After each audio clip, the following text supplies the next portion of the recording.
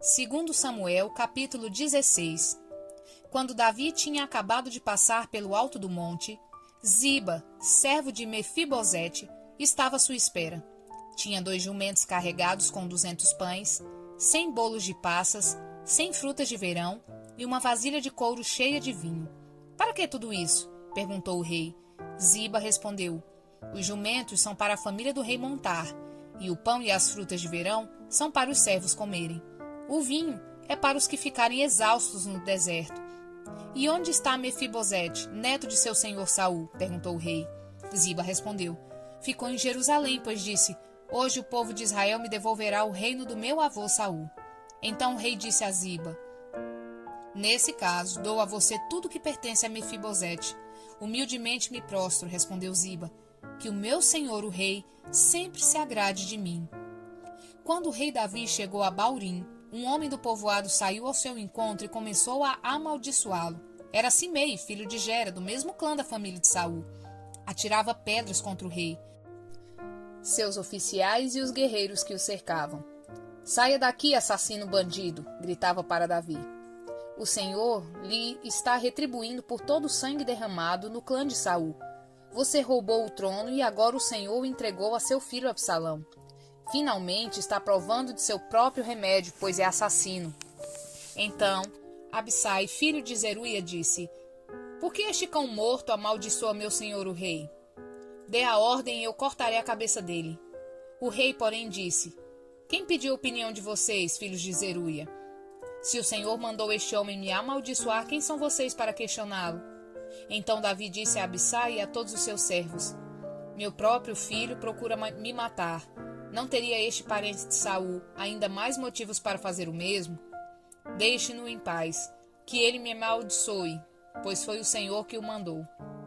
Talvez o Senhor veja que tenho sido injustiçado e me abençoe por causa dessas maldições de hoje. Assim, Davi e seus homens prosseguiram em seu caminho. Simei os seguia pela encosta de um monte próximo, amaldiçoando Davi e atirando pedras e terra contra ele. O rei e todos que acompanhavam chegaram exaustos ao rio Jordão e por isso descansaram ali. Nesse meio tempo, Absalão e uma multidão de israelitas entraram em Jerusalém acompanhados por Aitofel. Quando Uzai, o arquita, amigo de Davi, chegou à cidade, foi logo ao encontro de Absalão. Viva o rei! Exclamou. Viva o rei! É assim que você mostra lealdade a seu amigo Davi? Perguntou-lhe Absalão. Por que não está com ele? Uzai respondeu: Estou aqui porque pertenço àquele que é escolhido pelo Senhor e por todos os homens de Israel. Além do mais, é natural que eu sirva ao filho de Davi. Assim como fui conselheiro de seu pai, agora serei seu conselheiro.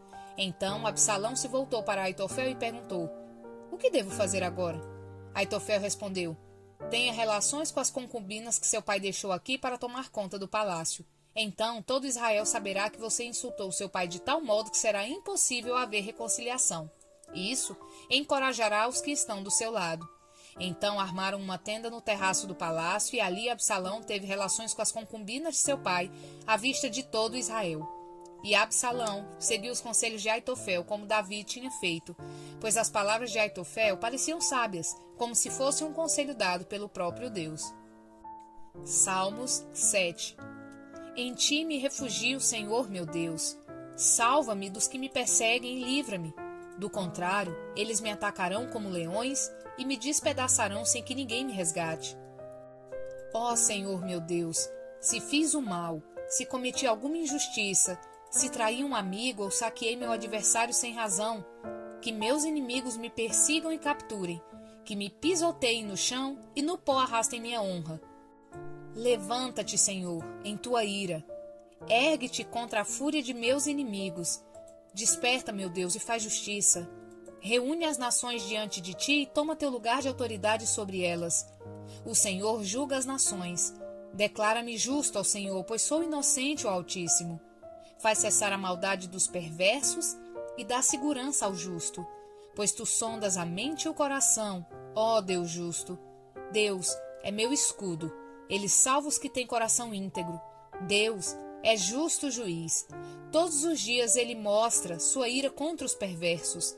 Se eles não se arrependerem, Deus afiará sua espada, armará seu arco para disparar, preparará suas armas mortais e acenderá suas flechas com fogo. Sim, o perverso gera o mal, concebe o sofrimento e dá luz à mentira. Abre uma cova profunda, mas ele próprio cai em sua armadilha. Sua maldade se volta contra ele, sua violência lhe cai sobre a cabeça. Darei graças ao Senhor porque ele é justo. Cantarei louvores ao nome do Senhor Altíssimo.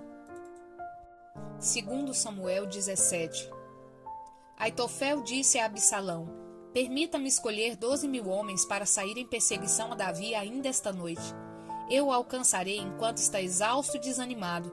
Farei que ele entre em pânico, e assim todos os seus soldados fugirão. Então matarei apenas o rei e trarei todo o exército para o Senhor. A morte do homem a quem o Senhor busca lhe trará de volta os demais. Assim ficará em paz com todo o povo. O plano pareceu bom a Absalão e a todas as autoridades de Israel. Depois, porém, Absalão disse: tragam Usai, o arquita. Vejamos qual é a opinião dele. E quando Usai chegou, Absalão lhe contou o que Aitofel tinha dito. Então perguntou: qual é a sua opinião? Devemos seguir o conselho de Aitofel? Se não, o que você sugere? Usai respondeu a Absalão: desta vez o conselho de Aitofel está equivocado. O Senhor conhece seu pai e os homens dele, são guerreiros valentes. No momento, estão tão furiosos quanto uma ursa da qual roubaram os filhotes. E lembre-se de que seu pai é um soldado experiente. Ele não passará a noite com o povo. É provável que já esteja escondido em alguma cova ou caverna.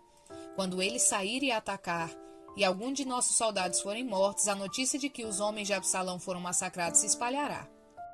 Então, até os soldados mais destemidos, embora sejam corajosos como um leão, serão tomados por pavor. Afinal, todo Israel sabe como seu pai é um guerreiro poderoso e como são valentes os homens que o acompanham.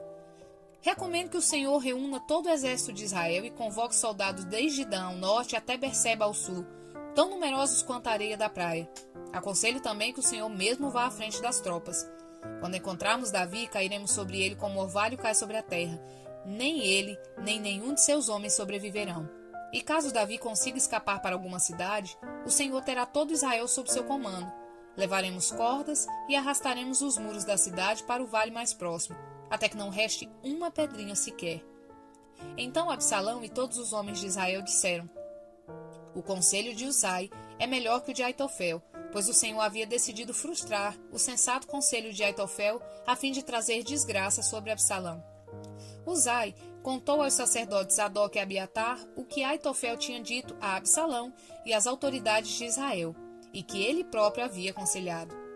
Rápido, disse ele aos sacerdotes, encontrem Davi e insistam para que ele não passe essa noite nos pontos de travessia do Jordão, mas que atravesse o rio e vá para o deserto. Do contrário, ele e todos que acompanham morrerão. Jonatas e Ahimaas haviam ficado em En-Rogel para não serem vistos entrando e saindo da cidade. Tinham pedido que uma serva lhes trouxesse a mensagem que deviam transmitir ao rei Davi. Contudo, um rapaz os viu em En-Rogel e avisou Absalão. Por isso, fugiram depressa para Baurim, onde um homem os escondeu dentro de um poço em seu quintal.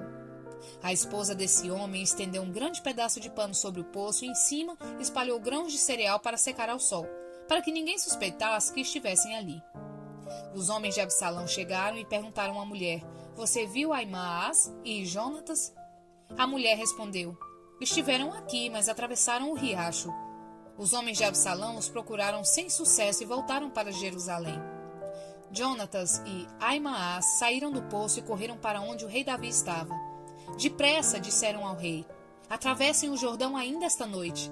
E lhe contaram que Aitofel havia aconselhado que ele fosse capturado e morto. Então Davi e todos que o acompanhavam atravessavam o rio durante a noite e chegaram à outra margem antes do amanhecer. Quando Aitofel viu que Absalão não tinha seguido seu conselho, selou seu jumento, foi para sua cidade natal, pôs seus negócios em ordem e se enforcou. Assim morreu e foi sepultado no túmulo da família. Davi chegou logo a Maanaim. A essa altura, Absalão havia reunido todo o exército de Israel e conduzia as tropas até o outro lado do Jordão. Absalão havia nomeado Amasa para comandar seu exército em lugar de Joabe. Amasa era primo de Joabe. Seu pai era Jéter, um ismaelita, e sua mãe Abigail era filha de Naás, irmã de Zeruia, mãe de Joabe. Absalão e o exército israelita acamparam na terra de Gileade. Quando Davi chegou a Manaim, foi recebido por Sobe, filho de Naás, de Rabá dos Amonitas, e por Marquir, filho de Amiel, de Lodebar, e por Basilai, de Rogelim, em Gileade. Trouxeram camas, vasilhas, tigelas, trigo e cevada, farinha e grãos tostados, feijão e lentilha, mel, coalhada, ovelhas e queijo para Davi, e os que o acompanhavam. Pois disseram: vocês devem estar muito famintos, cansados e sedentos depois da longa caminhada pelo deserto.